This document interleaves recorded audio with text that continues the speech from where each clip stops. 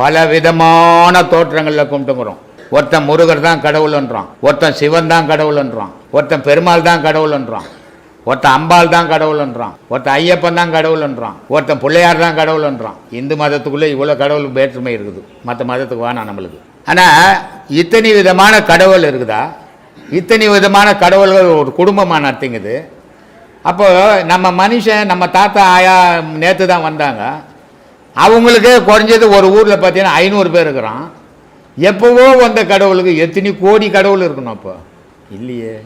ஏன் இதை ஏன் நம்ம சிந்திக்கவே இல்லை? ஒரு நாள் கூட சிந்திக்கலையே. இதுக்கு என்ன காரணம் அப்படின்னு பார்த்தா, நம்ம 10 பேர் இருக்கிறோம். நம்ம 10 பேருக்கு 10 குழந்தை பிறக்குது. பிறந்தது என்னமோ 10 குழந்தை தான். ஆனால் 10க்கும் ஒரே பேர் வைக்கிறது இல்லை. உன் மனசுக்கு எந்த பேர் பிடிச்சதோ அதை வச்சுக்கினேன், என் மனசுக்கு எந்த பேர் பிடிச்சதோ அதை வச்சுக்கினேன். அப்படி வச்சதால பேர்கள் அதிகமாச்சு, குழந்தை ஒன்று தான். கடவுள் பேர் அதிகமாச்சு, கடவுள் ஒன்று தான். உன் ஜாதிக்கு ஒரு கடவுள், உன் நாட்டுக்கு ஒரு கடவுள், உன் மொழிக்கு ஒரு கடவுள், என் தெருவுக்கு ஒரு கடவுள்லாம் கிடையாது. உலகத்துக்கு ஒரே ஒரு ஏக்கம், அது வெளி இருள். அதை சொல்கிறான். எப்படி வால்மீகி சொல்கிறான் பாருங்க. சக்தியே பராபரமே ஒன்றே தெய்வம். அந்த ஒரு பொருள் எதுன்னா சக்திடா.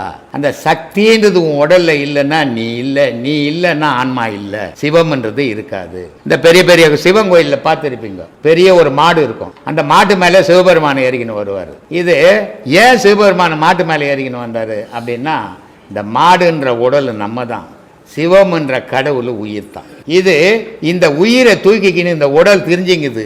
இதை உள்ள நடக்குது, வெளியே மாட்டை காட்டி மாட்டு மேலே சிவத்தை தூக்கின்னு தெரு தெருவா தெரிஞ்சுக்கணும். அது அடையாளம், இது நிஜம். இதையெல்லாம் நம்ம உணரணும். அப்போதான் கடவுளை உணர முடியும்.